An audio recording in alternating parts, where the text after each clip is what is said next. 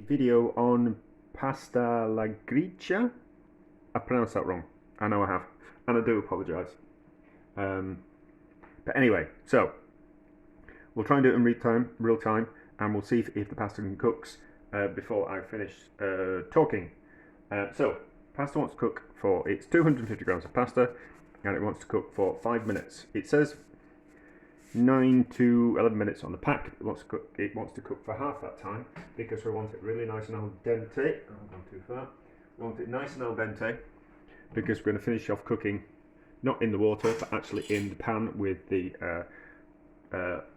water from the pasta and the fat from the bacon. So turn that up so the pasta's cooking. The timer's on, so it's 5 minutes. We'll talk about it first because it needs a little bit of explanation. It's more of a method than a recipe. So I have made guanciale. I probably pronounced that wrong as well, but it's cured pig's cheek and it is particularly fatty. So it's quite expensive to buy, so I thought I'd have a go at making some, and successful. It's quite chewy. It's not like normal bacon, but it's particularly delicious. Very fatty, lots of fat comes out of it.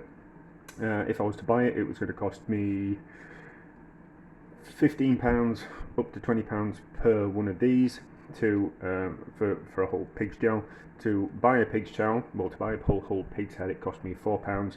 I got 2 jowls, so therefore, for a bit of fun and for the sake of £2 and a bit of salt and a bit of pepper, I made my own, and a success.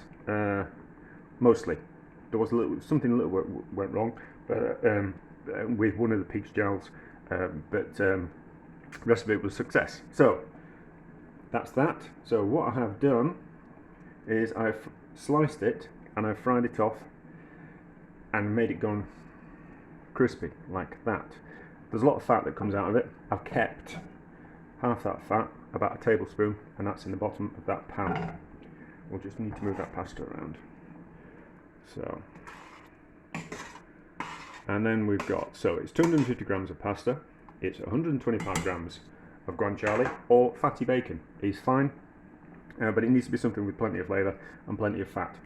And then we've got 75 grams of hard cheese. It's just cheap hard cheese, is this. I tried making it with pecorino. I think I've got the video. I don't think I had a hissy fit and threw the video away. So I'll put up the other video and I'll kind of where I kind of went wrong with the other video where I made it before. Well, the second time I've made it before and it was alright. The second time, a little bit of a disaster, because I think the pecorino was too old and it had dried out too much and got a little bit too old. So it didn't want to melt kind of quite properly, and there was big globules of unmelted cheese in it. I still ate it, it was very nice, but not just as perfect as I would have wanted. So we'll talk about what we're going to do. It's basically, this is how I'm going to describe it. This is not really doing it justice, but fundamentally it is pasta with a cheese and bacon sauce, right? Fundamentally, right? To make a cheese sauce, you make a white sauce. This is not how we're doing this, but this is just how I'm going to try and explain what we're doing, and this is the way I can. This is the only kind of way I can describe how we're going to do it. So, to make a cheese sauce, you use a flour, a fat, and milk, and then you add cheese to it, and that is a cheese sauce. To make this cheese sauce, we're going to use the fat from the bacon. That's the fat that I poured off. That's the excess fat. We're going to use that as the fat. We're going to use the for the flour element, we're going to use the pasta, the flour and the gluten that comes out of the pasta. That's going to thicken our sauce. We're not going to use milk like we would do in a classic cheese sauce. We're going to use the pasta water, which is all kind of the gluten as well, and then we're going to finish off with the cheese element, and then we're going to put the bacon in as well. So we're going to make the pasta sauce in the pan. So we're going to make the cheese sauce. It's not really a cheese sauce, but that's the only way I can describe it. We're going to make it in the pan. We're not going to use milk. We're going to use the water from the pasta, and we're going to use the starch from the pasta water and the starch from the pasta as well. And what we're going to do is we're going to make an emulsion of the pasta water and the fat from the bacon. Oh, we're up 5 minutes. We better turn that off. We better get cracking. So that was 5 minutes. That was me waffling for 5 minutes. So turn that off. Turn that up. Need to move the board out of the way so it doesn't burn. So what we're going to do, I'm a little bit off guard now. We are going to finish off the cooking of the pasta in this pan with the fat. As the pasta cooks, it is going to release some of its starch into the water. That's going to emulsify with the bacon fat. It's going to carry on cooking the pasta, and that's going to be the basis for our sauce.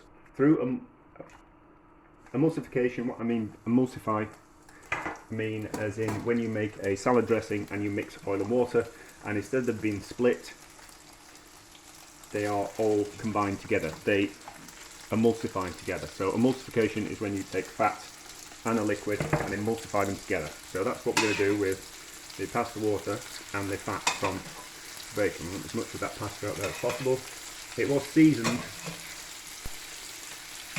water, so that's fine. So it's starting to fry. It shouldn't be. Right, I've got my ladle here. So ladle in some water. Don't be scared. Through the ladle of water is fine. This water is going to evaporate. Right, so as the pasta cooks, it's going to release some of that starch. And that should go back in there. And you will see in the bottom of the pan now, it's gone cloudy.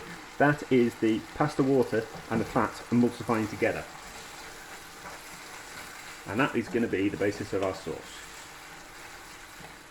So we need to carry on cooking pasta in this pasta water. We can add more water, that's fine, because it's going to evaporate off and the pasta is going to soak up some of that liquid as well.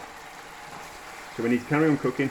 As it's cooking, what's going to happen is the starch and the gluten for the flour from the pasta is going to come out into the water and make the sauce, or start making the sauce. So we need to keep moving it around. I'm going to turn it down a little bit. I also think when I made it the second time, I don't think my pan was hot enough to melt the cheese as well. But we'll see how we go. So, as you can see, looking nice and emulsified. So we just need to get to the stage where the pasta is hard at the moment. It'll be too hard. Yeah, it's too al dente. So we need to cook it for longer. We can add some more water.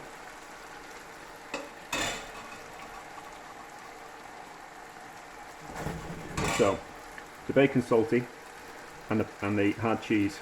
I used the pecorino before. This one is just a cheap supermarket hard cheese, and I'm not sure what it'll be. I'm not sure. It's probably cheap pecorino or parmesan, but probably doesn't have the right ratios of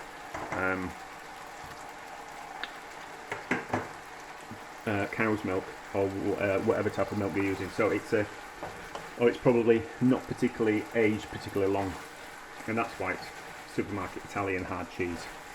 But it's fine for cooking, and certainly alright for faffing around with something like this.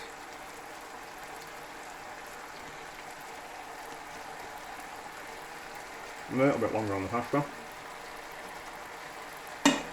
No more water just yet.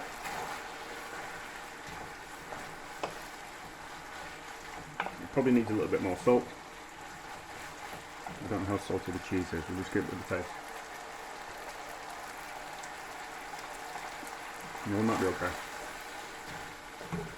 So, as you can see, there, the water and the fat will emulsify together. It needs to be thicker, so it's going to thicken up with cheese, and that's what's going to coat the pasta. It's quite a thin sauce, but it's going to coat the pasta and to form the sauce. We can't put the bacon in yet, because what will happen is the cheese will want to cling to the bacon, which is not what we want. We want the sauce to be made and to coat the pasta. A little bit more water because it's starting to fry.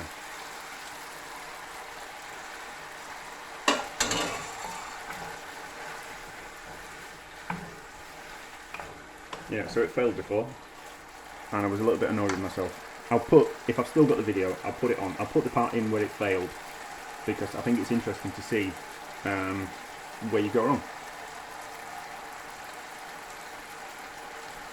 A little bit longer on the pasta. It's also cheap pasta as well. It's cheap pasta. A little bit more water. I'm going to put a little bit of salt in.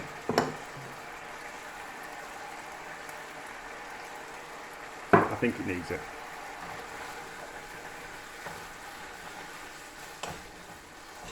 When we add the cheese, we're going to turn the heating off. We're going to turn the heat off because there is a risk that we will split the cheese and make it go all horrible. Instead of making a nice sauce, we don't want to boil the cheese. We want there to be enough heat in the pan that it carries on cooking and melting the cheese. Not cooking the cheese, but melting the cheese. I think the pasta's ready. Right, pasta is ready. So this is where I went wrong last time. Turn the heat off.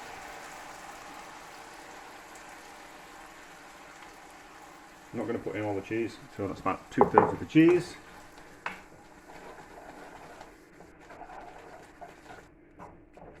Ah, that's much better this time. Nice and cheesy. Right, we'll put all the rest of the cheese in as well. Yeah, certainly it was the cheese that was wrong. It wasn't me. Who would have guessed? It's normally my fault when things go wrong, but that time it was the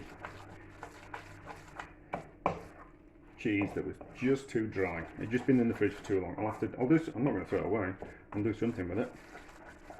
But there just wasn't enough heat in the pasta to cook the cheese. If I've got the video, I will put it up. Right, so, as you can see, cheese has melted and we have formed a sauce in the bottom of the pan.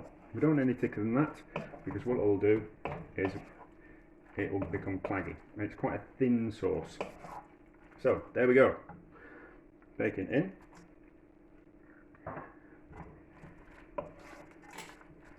All over the cooker. Stir over. And there we go. Pasta. I've forgotten how to pronounce it. I did check, but there we go. That is how you make pasta alla Gricia. Gricia. There we go. I think that's good. I think that's all right. We'll put it in a bowl. We'll take a picture of. We'll see how we go. But as you can see now, it doesn't want to be any thicker than that. It's quite a thin sauce. But there you go. Absolutely delicious. Made with my homemade guanciale. There we go. Done. A success. Thank God.